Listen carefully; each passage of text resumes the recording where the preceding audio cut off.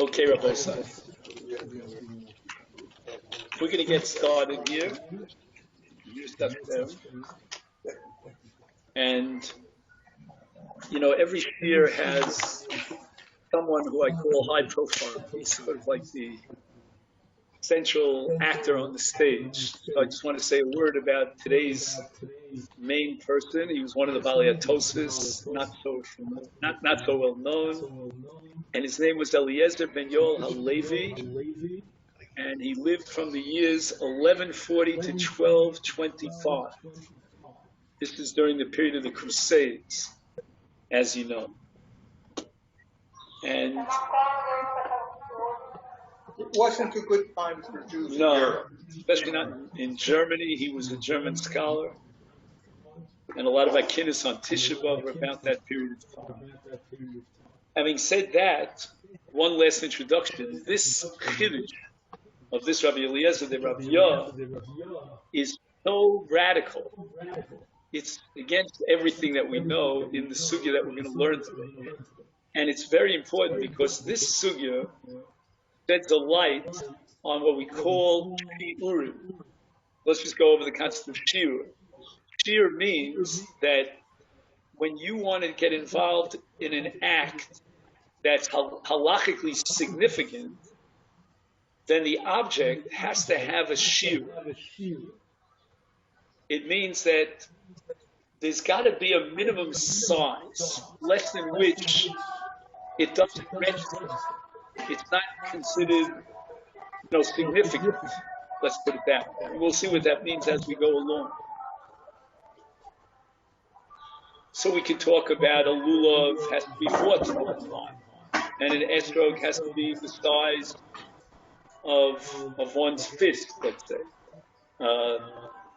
Let's say an arava has to be 3 long. A shofar has to be a tef. And this halacha of shiurim has a flip side to it. And it applies not only in mitzvahs, but even in the negative side.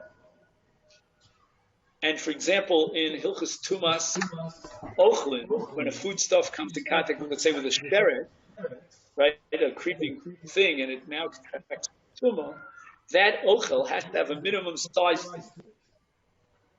Okay? Oh, excellent. Then there's something called a kolshu. Kolshu means when you don't require a shear. And in Ochlin, the shear is going to be either k'adasha, like the size of a bean, or kibeta in Ochlin, got to be the size of an egg. In most mitzvahs, like for example, matzah, the shear is going to be kizayis. Okay, no relationship to tamar, but kizayis. Exactly. How much that is. I'm shocked because today. Oh, sure. That would require hours and hours of work. How to translate those shiurim from the time of Chazal into our contemporary language. But be that as it may, this is the concept of shiurim, and it's extremely, extremely fundamental and has tremendous repercussions all over the show, all over the show. Okay. Now we have a sugya in the Sech Yevamot. And the subject of the sugya is what's called a na'al del chalitza. And as you know, the Torah says that the Yevama who lost her husband without leaving any children, meaning he didn't leave any children, she now falls for yibum to her brother-in-law. And her brother-in-law has 2 options. One option is yibum, and the other is chalitza. And in Chalitza, the Torah requires a na'al. So he's wearing a na'al, otherwise known as a sandal in the language of Das. And she removes it. He does an act of Chalitza. Chalitza means to remove something. There are many different parts of Chalitza, but we're going to focus on that part, which is the name, the essence, and that's Chalitza. And now we raise the question whether or not there's a shiur, a minimum size for a na'al. Now, I have a little bit of shimush. I used to visit Batei Dinim in Tel Aviv, and I myself witnessed 3 different chalitzas. Just for your own interest, if it interests you. Chalitza and gerushin, which is more emotional? Chalitza. Gerushin, usually break out a bottle of schnapps. Let's celebrate. You know, we've been waiting like 12 months till the get could happen. They died for the get. Not always, but Chalitza is the tearjerker. I mean, basically what she declares is that he refused to marry me, lahakim dame al achiv hamet, to perpetuate the. No, but today that's what everyone does. We don't do yibum today. Right, but actually the Mishnah says in Bikurim that mitzvahs yibama, mitzvahs yibum, kodemes lemitzvahs. If all things are equal and ideal, then Yibum is preferable. That changed over the course of time based on a people called Abba Shol. Abba Shol was one of the Tanoim who was of the opinion that for a woman to get married to her brother-in-law, that's called Eishes Achi, that's the Chiv Karet. And the Torah only allowed it for the sake of the mitzvah. But if we're not interested in the mitzvah and we're motivated by other things, then according to Abba Shol at least, it's a violation of an Israel. But again, that's all. That rule doesn't apply in other mitzvahs. You want to eat the matzah pesach because you're hungry. You care less about the mitzvah. No, you can care less about the mitzvah. Right. But in the case of Yibum, the Isur that's naturally there without the mitzvah is far more chomer than anything else. By matzah, okay, you're enjoying it, but there's nothing wrong with enjoying it. It's not very motivation. In other words, if you didn't fulfill the mitzvah of matzah, let's say if your mitzvah is kavanah, according to that sheet, and you left out kavanah, then in such a case, you fulfill the mitzvah, but you don't violate any issue. In the case of Yibum, according to Abba Shol, if you don't fulfill the mitzvah of Yibum, if you don't have right kavanah, and he might hold that mitzvah is low. Nafka Yibum means kavanah because the Torah gave us the reasoning why and the purpose and the agenda. Are there two aspects to a mitzvah? There's the doing the act, and then there's doing the act with kavanah.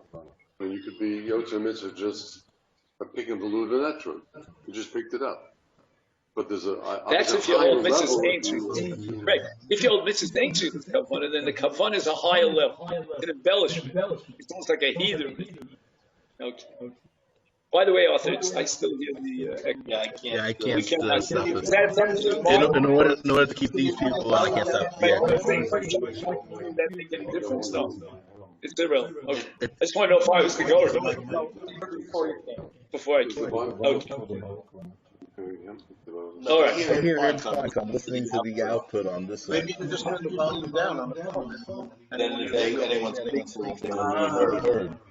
We can, if you raise your hand, we can turn it on. Okay, it doesn't matter. Let's just move on because our time is spent. Okay, I'm not an idiot. With Chalitza, you have 11, correct? 11-ish or 11-10. 11:10. Okay, so that gives me a little extra reading. So again, without going into the issue of the mitzvah of Chalitza, and is it a mitzvah, whether or not Yibum is a mitzvah, whether it's preferable, leave that all out for our discussion today. We're going to focus on the Na'al, okay? Now, the Na'al has to cover most of his foot. So I mentioned to you that I had Shimush and I saw Chalitza. It's very fascinating.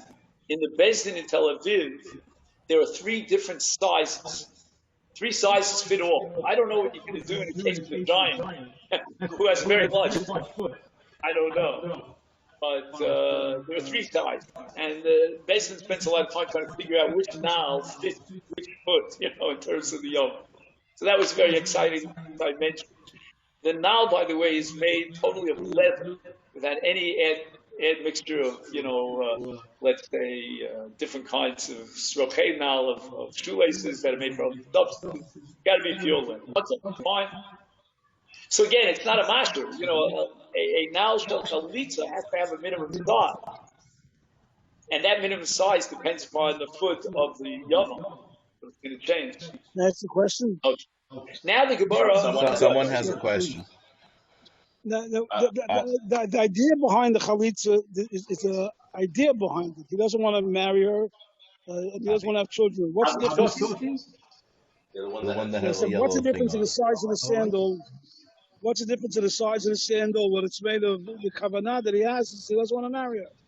Why are we so stickler on the type of shoe?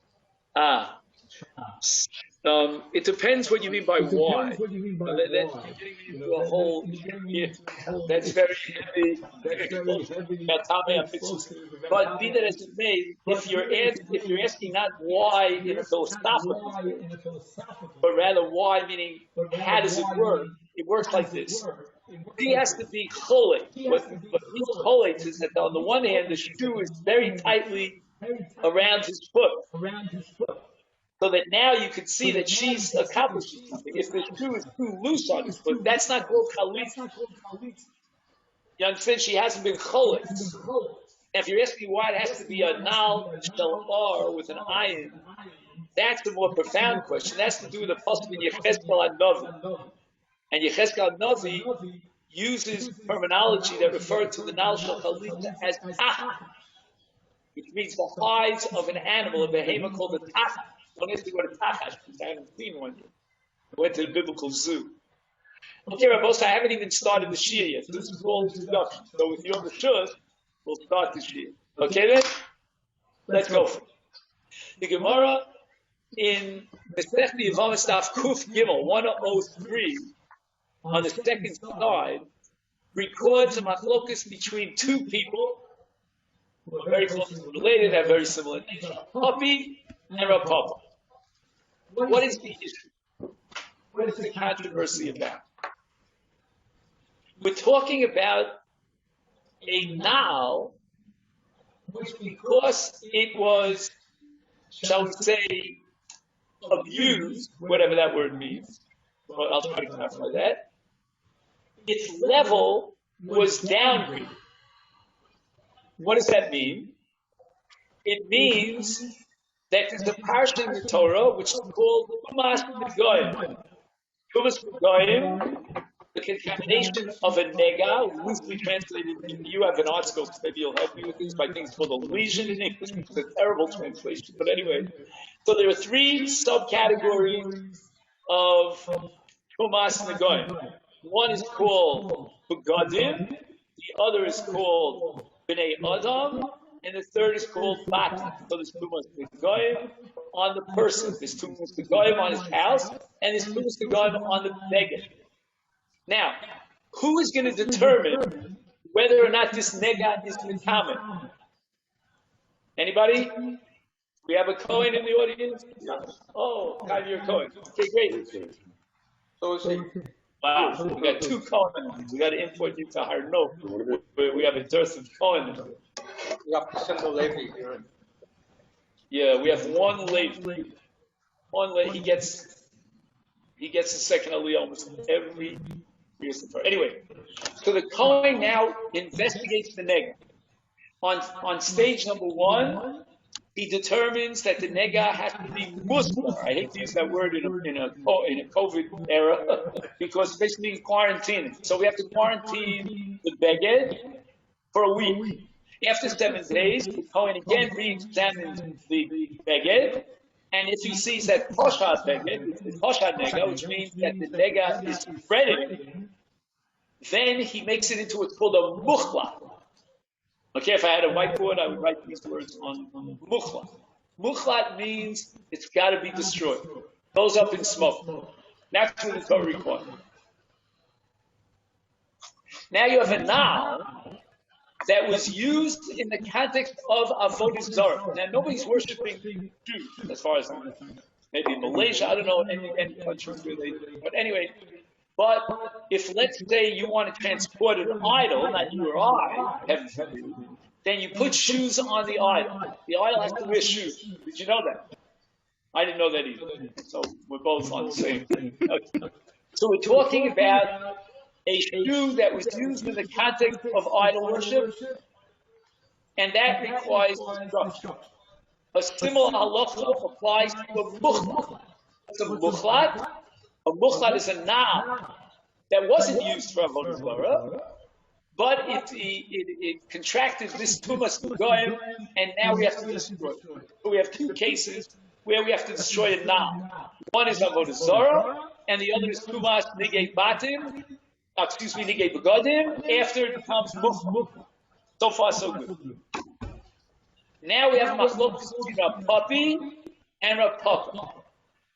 what happens if they took this now that had a nega on it, and it was after the second stage, a week had gone by, the Kohen had determined that it was muchlat, and therefore it needs to be destroyed, we have to burn it, and they used it for chalitza. Again, there's another part of this, it's not relevant to us whether l'chatchila you're allowed to use for chalitza. So now we have machlokes between Rav Papi and Rav Papi. Rav Papi says that im cholza chalitasa ptula, we invalidate the chalitza. And Rav Papa says that im cholza chalitasa ktera. And this leads us to an issue which is called Kitusei Mechta Shiura. Very fancy Aramaic. If you're familiar with it, great. If you're not, I'll try to explain it in simple terms, straightforward. Kitusei Mechta Shiura means that we consider as if the shear was destroyed. Again, if you look at the Chalitza, if you look at the Nal, what will you see? Does it look any different than any Nal? Not really. It looks pretty much identical, especially in the case of a Motor.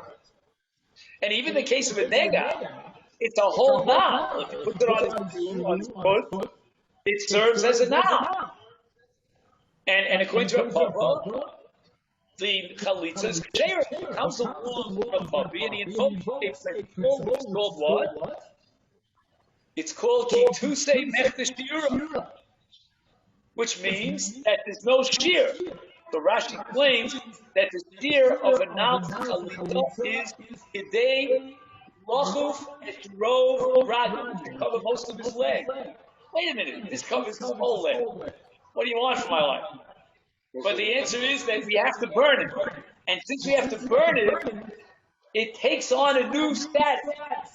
This is what I call the difference between what we call mitzias and div. It's almost like a legal fiction, but no, that's not a good term. What I mean to say is that the law, in the case of halacha, and also this is true for any law, any law, the law defines things in its own category. It's not necessarily physical. Right? So you can have two states, for example, in the Union, in the United States. In one state, they define a vehicle as a bicycle. In another state, a bicycle is not a vehicle. It's the same bicycle, but there are legal issues. How do you categorize it? So here, too, how do you categorize this now? Is this now a now that has this shear or it doesn't have this shear? The now was used for Avodah Zarah. The now was used for, it contracted first to Goyim. And comes along Rav Papi and he invoked the principle called Kitusei Mechta Shiura. In fact, it wasn't Rav Papi who invented Kitusei Mechta Shiura. Kitusei Mechta Shiura appears in many, many sugis and stocks. For example, in the case of a lulav, of an asherish, what happens when Joshua crosses the Jordan to conquer the land that was occupied by, I hope I don't offend anybody, by 7 Palestinian nations. They were the occupiers. So they found Asherah. They found these trees that were worshipped. And the question is, if you cut off a lulav from a date palm tree, can you use it for the mitzvah of lulav? And the Gemara answers no, because the lulav has to have a shear of 4th puffin and Kitusei Mechta Shiura, because now that it was used for Avodah Zarah, you have to destroy it. The Gemara says the same thing applies to what's called an Ir Hanidach. Right, that's a city, majority population of which worships Avodah Zarah, and then you have to raise the city to the ground. Everything has to be destroyed, light it to the torch, and you can't take a lulav, or for that matter, a shofar, from an Ir Hanidach. Why? Because the shofar has to be destroyed, and the lulav has to be destroyed in order to apply the principle. One case is, what if there's a suffix? You're not exactly sure. There's no way to ascertain. There's a shot it was used for Avodah Zarah. So then, if you use it for a shofar, then I would say the following. You would have to repeat the mitzvah of shofar or lulav with a different shofar or lulav, but you would leave out the bracha. That's based on a principle called tafek bracha. And likewise, there's a case where someone is posking to be killed, So when he does something, he didn't do anything because he's a dead But that would man. only be on the But that would only be on the Deraisa. That would only be on the That would only be on the Deraisa part of Lulav, for First night. example, which is First the other day. first day. Right. First day, yeah. So I took a thing that was meant to be destroyed. Wait, what do you mean on foot? If it's only Rabbana, then The If the Rabbanan, you don't repeat it. Okay, so that requires a lot of study. There are a lot of different but have to do with chazakas and rows. Yes. Yeah. The question is also, you have to, this is the first time I'm here, so you have to guide me, to what extent do you want to go off on a tangent? I go off on a tangent to tell you a story, because I like to tell stories. The question is if you want to tell stories. No, I'm just kidding. So you'll have to guide me as we go along. I'm trying to fit in, a whole lot of material into 1 hour. So, but if you tell me, Rabbi, we don't care how much material you teach, just let us enjoy it. That's fine. So you have to guide me. I guess otherwise everything requires a comment. If you did an act with something that was meant to be destroyed, so it's not really in existence, you smacked someone on the head with a lulav branch that isn't really here anymore from virtual reality, virtual life, and you killed the guy, but you didn't do anything because you didn't hit him with anything. Right, but again, when it comes to Mitzvah, there's no fear. There's no fear of Mitzvah. Moshe Rabbeinu killed the mystery, according to one opinion, with the Shem HaMafaraj. It could be that you'd be high for Tzichin. If he had Edom and Asra. We don't need an object to kill him. But when we need an object, and the object has to go off its dog, then the halacha steps in. It says that, the object, whatever. But if you hit someone with a hammer that was designed to fix gold for your teeth and not to knock in a nail, then you can claim the person was going to die anyway because the hammer wasn't capable of killing him. Then Bruce's example would be problematic. That's the sugi of umdana. Umdana means that whenever somebody is killed, Bezdin has to, we call it in Yiddish, shots off. We have to evaluate whether or not he died from the blow, or he might have died from other, or a combination of different factors. Yeah, but the Gemara also says that a garment that has leprosy, for example, is confirmed leprosy, is still a garment because the pasuk in Vayikra talks about burning. It said burn the garment, therefore it's still a garment after it's burned. Excellent. Okay, so again, we'll see if we have time for that part of this. There are many different, dimensions. But what we want to focus our attention on is the machlokas between Rav Papi and Rav Papa. The most radical approach would be to say that Rav Papa never accepted the principle of Kitusei Nefesh B'Yura. And that raises the eyebrows. That's very problematic because you're going to have to go through the studio of Shofar and the studio of Lulav and many, many other sugyas that establish Kitusei Nefesh B'Yura. Is it possible that Rav Papa just denied, and that's what we're going to use Arthur's logic, namely that Rav Papa thinks that Tumas Negayim is the exception. We will apply the principle of Kitusei Nefesh B'Yura all over the place, universally, but the exception is going to be here where the Torah calls it a beged, even after it's muchmuch. What was that phrase again? The first one? The key... Kitusei Nefesh B'Yura. Which means what? Do you have this copy? So that's the title here, Kitusei Nefesh B'Yura. So circle it, and here's a pen if you need one, and write down the following. Kitusei means to destroy. Mechtas is the verb. B'Yura is the shear. So we've destroyed the shear. Whatever the shear is, the minimum requirement is considered destroyed. Why? Because we have to get rid of the stuff. It's non-existent virtually. So that's really what as we'll soon see, that's really not true. I'll tell you why. Okay. The Gemara in many places is going to differentiate between two cases. One case where there is a shear, one case where there's not a shear. You see, if we're going to say that Kitusei Nefesh means to totally destroy, and it's not a law in Shiurim, then why should it be limited only to cases where there's Shiurim? So, for example, there's a mitzvah called Kisi Adam, which means that if you shed the bird or a chaya, then you have to cover its blood a little bit. Oh, so there, how much dirt do you need? There's no shear, really. And the Gemara is going to tell us in the second Chulin, again, it's not for us today, that we don't apply Kibbutz Mechta in the case of Offer Shalom. Which means that if this city was determined to be an Ir and Idach, then if I take Offer from the ground of that city, even though that Offer, I'm not allowed to benefit from it, if I would use it for Kisi Adam, I fulfill the mitzvah of Kisi Adam. And the question is, what about Kibbutz Mechta? The Gemara answers, there's no shear in Offer. So you see, it's not as if it's destroyed. It destroys the shear. So the language of the Gemara, and this three-word phrase appears all over. If you did a word search, Shas, with these three words, you find it over and over again. Kibbutz Mechta, so what's the third word? Shiura. What we're undermining and destroying is the shear, not the object, but the shear of the object. You don't just put the whole idol. You just mess it up. So no one would use it as an idol. But that only applies to an idol that belongs to a god. Right? There's no bittul on what social Yisrael. So, for example, there are Rishonim that would maintain that if you had a shofar of Avodah Zarah Shal Akum, you would be Yotzei the mitzvah. You wouldn't apply Kibbutz Mechta because it's bittul. Because this object really does have a tree. I'll prove it to you. Because if he just chips off a piece and he doesn't pass on the shofar, then he could be Yotzei the mitzvah. So again, so that's another branch of this very broad. I'm a big fan, by the way, of the Encyclopedia Talmud did.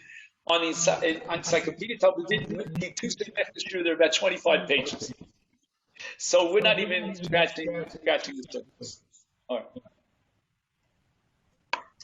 Now, on the bottom of your first page, and we'll try to get you the pages if you didn't get it, we have a Kesef Mishnah.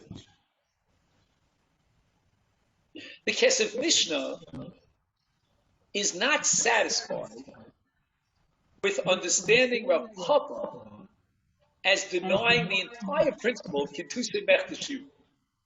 In Yiddish, we say, and I'll teach you the Yiddish proofs because I'm going to use this a lot if you'll have me more often. Das kennet sein. There's certain things you can't say. You can't get away with it. You and I can sit back and say anything, but certain things cross the red. Kennet sein, says the guest. It can't be that Rav Papa denies the principle that we see universally all over the show. So, given that Rav Papa then holds Kibbutz Mechta Shiur, the Kesef Mishnah now has to understand. And by the way, the Rambam asks like Rav Papa, meaning the Rambam would say that if the Chalitza is done with a Nal Muchla, then the Chalitza is fine. And she can marry anyone she wants. What happened to Kibbutz Mechta Shiur?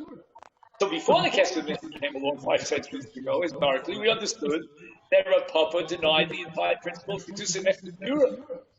Rashi has a very strange language here. Again, we would need a half hour to explain this, Rashi. But Rashi, Chalitza K'Tera, invoked a principle called Gilui Milsa B'Alma. Again, if I had to write it, I would write it for you because methodologically it's very important to learn what that means. Literally translated, Gilui Milsa B'Alma means that the Torah sometimes reveals the exception to the rule. And that's the way Rashi seems to apply his Havana, his understanding of Rav Papa. Rav Papa is not saying that we undermine the principle of Kibbutz Mechta Shiur. We certainly accept that principle. It's all over the place. But in this case, because the Torah says burn the beged, and it calls it a beged, that's called a Gilui Milsa. So it's only in the case of Tumah, but has no application elsewhere. On the other hand, the Kesef Mishnah is not satisfied with that because we want to know about Rav Papa. Rav Papa talking about a Nal Del Chalitza. He's not talking about Tumah V'Tara. Do you follow? But it depends. If it's a Nal Del Chalitza that was used for Avodah Zarah, that's not related to Tumah V'Tara. But if it's a Nal Muchla, that's already Tumah V'Tara. So then you can apply Rashi's principle of Gilui Milsa, that Enochinam Rav Papa does embrace the principle all over. And this is the exception to the rule because the Torah calls it fair. So what options do we have to explain Rav Papa? Right now, we have one option which the Kesef Mishnah completely rejects, and that is that Rav Papa never accepted Kibbutz Mechta Shiur. And therefore the Nal that's Muchlat is kosher for chalitza, at least for the end. The other option is Rashi's option called Gili Vilsiyam, that although Rav Papa certainly embraces the principle of Kitus and Nefesh, the exception is going to be a Nal Shal. And the reason for that is because Muchlad is a law of Tumah B'Tara, and here the Torah went out of its way to call it a burn. Kesef Mishnah has a new approach. The R scroll seems to differentiate, and says I'm reading it, confirmed versus confined. Correct. So Musker is confined, what we call Esger, quarantine. So Again, that's a heavy word now. So they used one that was quarantined, but that didn't have the status yet. Correct. Right now, nothing has changed to the object. But after it's confirmed, that's called Muchlad. Now it requires destruction after burning. And then we're going to apply the principle of Kitus Nefesh Shira. And that's why a Nal Muchlad, according to Rav Papa, is not kosher for chalitza. According to Rav Papa, it is that we have to deal with Rav Papa to try to justify, especially in the light of the fact that the Rambam Ashkenaz like Rav Papa, and a Nal Muchlad is kosher for chalitza. What happened to Kitus Nefesh Shira has a different shofar and lulav, and either you could say he rejected Kitus Nefesh Shira, which is very problematic, or you could say that this is different because it's Tumah, or you could apply the Kesef. Now the Kesef Mishnah. You don't mind if I stand, do you? Okay. I usually like to stand for shit. So the Kesef Mishnah really feels that he has no choice. And in order to justify... Oh, is that better? In order to justify Rav Papa, he's going to have to tell him that according to Rav Papa, Chalitza doesn't require a shear. That's why Rav Papa refused to apply the principle of Kitus Nefesh Shira in the case of a Nal Shel Chalitza. Now wait a second. Rashi already told us that a Nal Shel Chalitza requires a shear. Who remembers the shear? Has to cover most of the foot. Excellent. That's to cover most of the foot. Thank you so much. Comes along the Kesef Mishnah, and he says, wait a second. This shear of a Nal Shel Chalitza is radically different than every other shear that we're familiar with. Did anybody help me? Subjective. Excellent. All other shiurim are objective. A beta is a beta, but the name is a label. And a kazayas is a kazayas. And three tofim is three tofim for everybody. According to the language of the Mishnah, a shear has to be katu. Sadi Vav Bet. It's objective, universal. It's the same for everyone. However, the Nal Shel Chalitza is a different kind of shear. It's not objective. It's not katu. It depends. Katan, Mikaduso, and Go Lagaduso. That's what size you want. My shoes are a little bit small. I don't know. I wear a size 8. But it goes all the way up, right? What's the highest size for maybe 16? Is this such a thing? All right. Oh, Melech. So the Kesef Mishnah now has to be understood. Why does it make a difference as to whether or not the shear is katu or it's not katu? It's at the end of the day, if you just start and Kitus Nefesh Shira. So on page 2, I write a note here to look in the Oter HaIyudim, which if you have an Sifta, that's this Gemara here, show and tell, it's called a Sifta. This is the largest format of people like me, I can't read the small print. So if you look in the back of the Sifta, he quotes the Kesef Mishnah and adds a few words to embellish the Kesef Mishnah. So this is on page 2, and it's the second paragraph. And he writes the following. Hainu, this is 3 lines up from the end. Sha'oil v'ein v'standro shal Chalitza din shir mitzad ha'chefen aroy l'hatim. Elatak shir roy l'shkimush del now. Okay, who wants to explain those words? The shear has to be in order to apply the principle of it has to be mitzad achiv, the object. And that doesn't apply to an al-shal. The al-shal chalitza requires mitzad. The person who's wearing the shoe, he has to be protected by the shoe. The shoe is defined as something that protects the foot. Now here, just as a parenthetical comment, methodological, you all heard of bris. In bris, the kind especially uses a distinction between the gavra and the chefta, the object and the person. Comes along the kesefisha. You're applied to the shear when the shear is in the object, in the chefta. But if the shear is not in the chefta, but rather it's in the gavra, as he calls it, then it's got to be functional. For me to wear the now and be protected by the now. That's why I need robe ragla. That doesn't come under the Allah. Kituse Mefesh means look at the chefta and destroy the shear of the chefta. Why? Because we have to burn it, we have to destroy it. The shear is broken up. There's the kesefisha. That's only because the shear is in the object. If it's inherent in the object, then the kituse Mefesh breaks the shear in the object. But the shear just has to do the way it's functional. Right now it's functional. I'm walking around with full length around the shoe, and it protects his feet. Here you see the difference between a halachic legal category and a physical reality. And the opinion or the breakthrough of the kesefisha is that kitus nefesh will only apply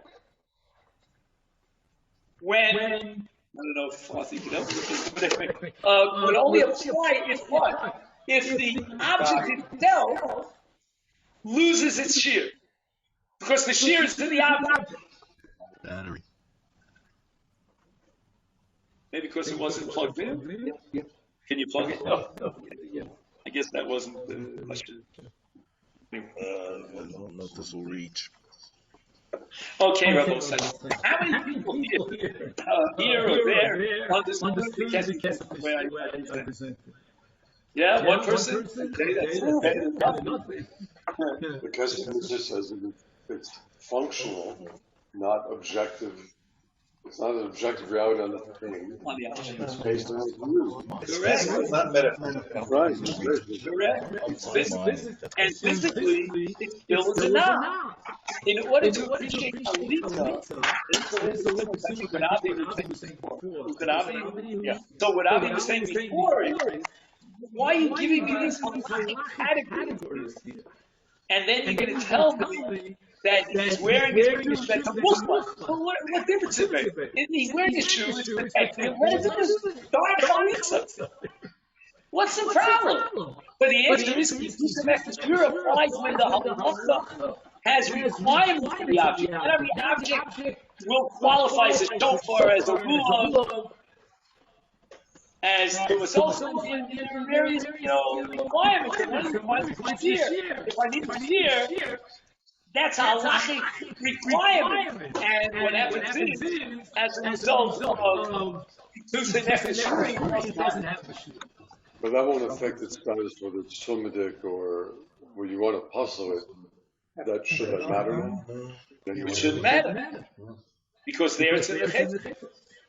When you have a shear, and this would be fascinating, by the way. It could be that when you require a lulav, I heard once from my Rebbe, that the fourth part of the lulav is for the act of not doing. So it's interesting. It could be fourth part, but it's not in the chef. But when there's petitions being confused the message in a lulav. Okay, that's a different topic. But now I want to introduce the revolution of the Rabbi. As I said before, every year has a name, persona, and in this case, it's the Rabbi. So first, what I'm going to do for you is read the text and try to translate it. I know we don't have too much time, but we'll try to fit it in. He says the following. In the second paragraph that I photocopied for you on page 2, and Howie, thanks so much for helping me with this.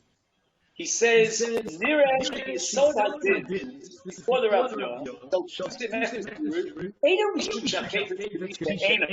like you said before, as if it was destroyed, it doesn't exist. El Yesod Hadin, it's lacking the shear. Okay. This is before we introduce Rav Yah. Rav Yah says the following.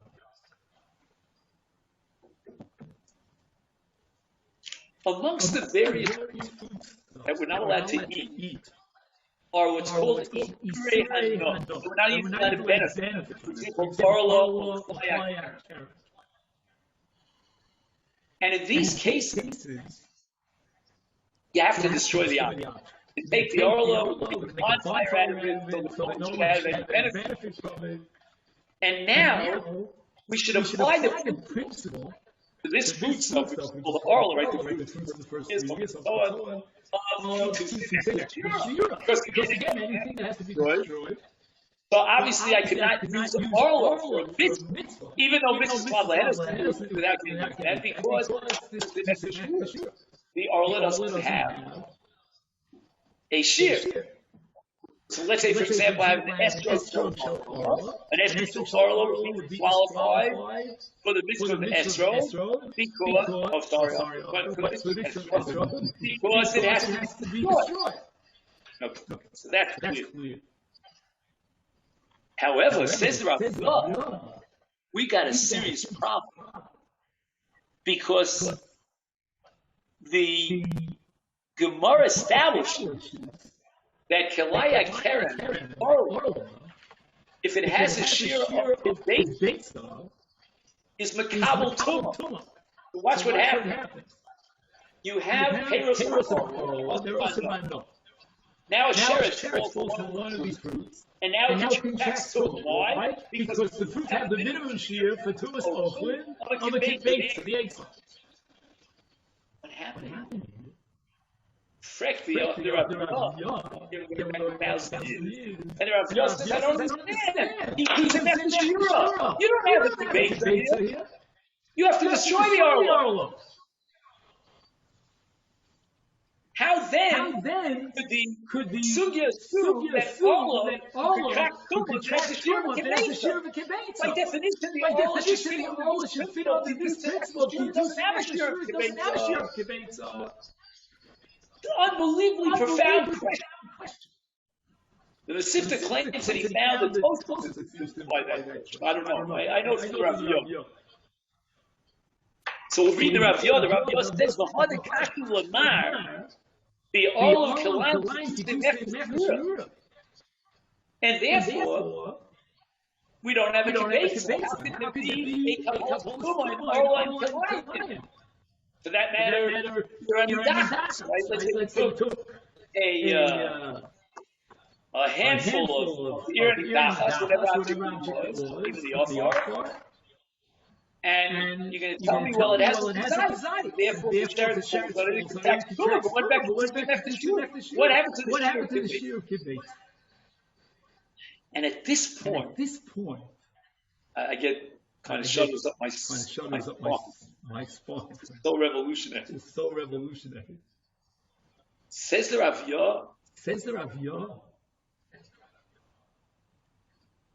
You know what Kituse Mechta Shira means? Kituse Mechta Shira means that you break down an object into smaller parts. Not the way we understood it, that it has to be burnt. So we anticipated it being consumed by the flames of the fire. No! Kituse Mechta Shira means that you break something down like Chaim's hammer, and you pulverize it. And when you pulverize it, you make it into small parts. It's like taking a stone and making it into sand. Says the Rav Yah, do you know when we apply the principle to the Shira? Whenever the Torah requires that the object be one indivisible entity that cannot be broken down into small parts. This reminds me of, if anyone's familiar with Gestalt psychology, the whole is greater than the sum of its parts. There's something called a whole. There's an entity when the Torah requires an entity, and you can't add parts. That's why we apply Kitzur Nefesh, because we view it as if it's broken down to its parts. That's what Kitzur Nefesh. So if the fruit, the climb, was broken down to its parts. Oh, you're talking about yourself? Yeah. What happens in Tumas Ochel if you have an Ochel and you add together parts until you have a Kizayit? You don't have the original Ochel. The original Ochel is broken down into component parts. But you put it together and it's Kal Duma. But take it so far and break it into small parts and then take crazy glue and begin the I would say that in English, like glue together the parts of the shofar, and the Gemara says in Rosh Hashanah and Avchet, and I don't say the Mitzvah of shofar, because Torah says shofar, if you would take a lulav, break it down into small parts, and then try to put it together again, it would not function as a lulav. Whenever the Torah requires one entity that's not divisible, and the key word is whole with the double. Whenever the Torah requires something whole, as opposed to we're going to apply the principle. But if the Torah doesn't require whole, and I can piece together segments, they create a share, then it would fly. He says it's Tumas doesn't require a whole object to be Ochel. There's no bin of Ochel Echad. If I take pieces, small pieces, and I would be madbik them, and I would glue them together, it would be Makabel Tuma, even if it's got to be destroyed, even if it's Bukhla. What about too much beged? Yeah. If you had a beged that was in Yoni Gacha, could it contract too much a beged? Yes. Why? It doesn't exist. It exists in little pieces. It's not a single beged. But it's not a garment. Put them on it? I didn't glue them. I put them together. No, let's say you have a small garment that doesn't have, let's say, Gimel and balls, so not to Tuma. Right. But I'm asking a different question. Say I cut out one etzva of a small what do they call it? Then you put a patch on it, right? And then I attach another small etzva and a third etzva. I would have etzvos. It would be Makabel Tuma. So I would apply the principle to that. And this is going to open up an entire system coolant. The Gemara wants to put the toss off from here on Yudah and use it to keep the Azam. The Gemara is not going to apply to the So some Rishonim want to say there's no shear. According to Rabbi Azarya, the question doesn't begin. I can take a stone, hammer it down, break it into stand, and use the stand to cover it down. There's no Kiddushin because it's no requirement for a whole, but an entity. So in totality, it's invisible. This is language put together by letter script. Excellent. Here's the question. What if you put together like this? According to Rav According to Rav Papi, the first says the Chalitza, we can apply the Rav Yah. We can apply the Rav Yah. We're going to say the Torah you can't patch together pieces of it now.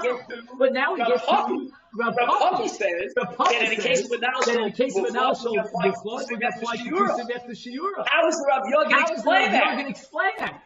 So if you take a look on page 3, this is going to be the objection that's raised against the Rav Yah. What's the according to Rav Papi. Again, we pass like Rav Papi. So the Rav is okay. But what are we going to do with Rav Papi? Right, so if you take a look at the paragraph called Ubiyasa on the third line, he says, in regard to Oakland and Tumas Oakland, Gam Kama Medubagos, right, if you attach a number of smaller pieces, in year, if the totality is Kibeta, it becomes Chomet. Uberderech zu, Mispar Gamadit Shel Kitutz Nefesh Now Shel Chalitza. So let's leave out the Kesef Mishnah. Without the Kesef Mishnah, I'll tell you why if those can be in an analysis. I don't have to apply this right? I don't have to apply the Kesef Mishnah logic that this is here in the Gavra and not in the Gavra. Forget about all that. So it's very flat. It's very smooth. The Kesef Mishnah has no question. Because the case of now Shel Chalitza, we don't require one piece. In the last paragraph, in order to explain Rav Papi, disqualifies an Al Shel Chalitza. You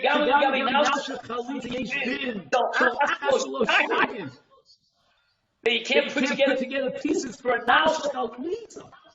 How do we know such a thing?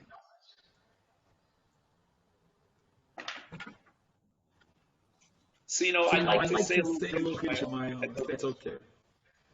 On the second page, I added in the Gemara, in Yevamah stuff, Omar Rabbi Yehuda, Sandal HaTofu B'Mishkan, Ein Cholzu, V'nemar Chosni Yechezkel, V'nalech Tak. What's the case? You have a na'al that's made of leather, of ore. However, the laces are made of linen, of flax. And Rabbi Yehuda is quoting Rav as saying, "Ein Cholzu." Why? So the commentaries here, do we have 2 minutes?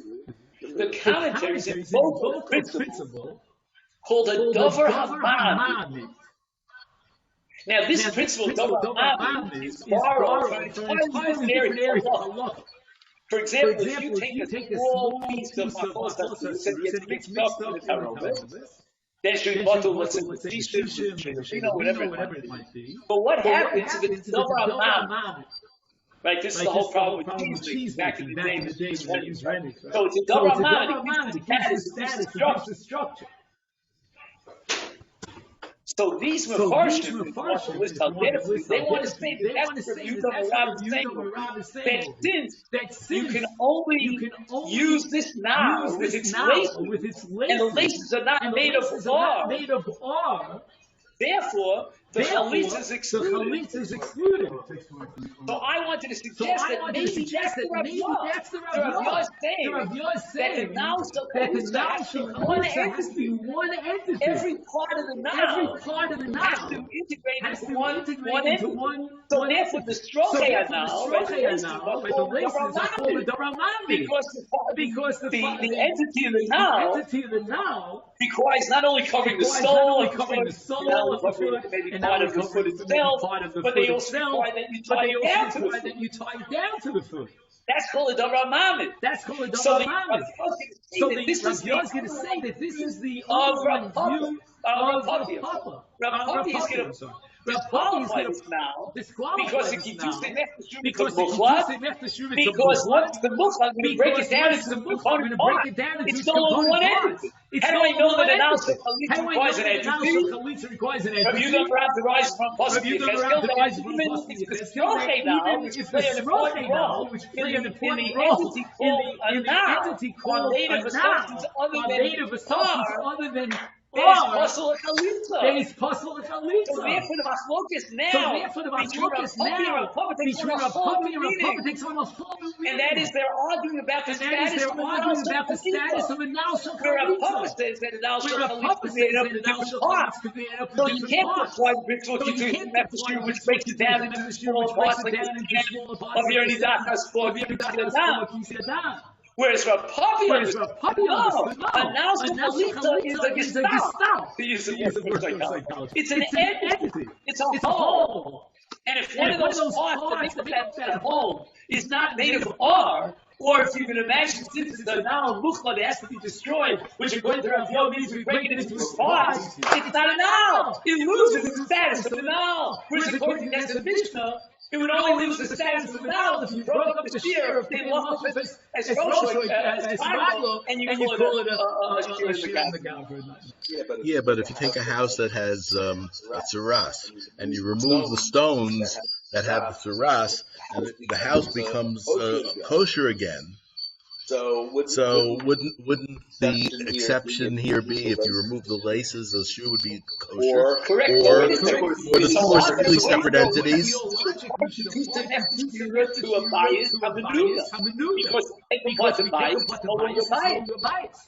Or invokes the puzzle that says we need to decide that the shot that's the Mills. That's right. That makes an exception to it. But you said something fantastic. You know, if it wasn't the post-COVID era, I would kiss you and hug you. And people would tell me Zion. All right. What do you Okay. But Arthur's saying something beautiful that I never thought of. Arthur's saying that why do we need to say something else? In the case of Zion, based on Hanukkah, in the case of Kitzur, and the answer is because Kitzur would have right. Even though there's no shear of Zion, maybe there's a shear of Dal, but even if there's no shear of Zion, based on Hanukkah, I would still apply to consider because once I take it apart, it loses angle. That is as a bias. And the word says no, we're not going to apply because it's special else. So this regular Milsa because the Torah calls it a bias. Okay, Rabbi Azarya, will stop. Thank you so much. Thank you.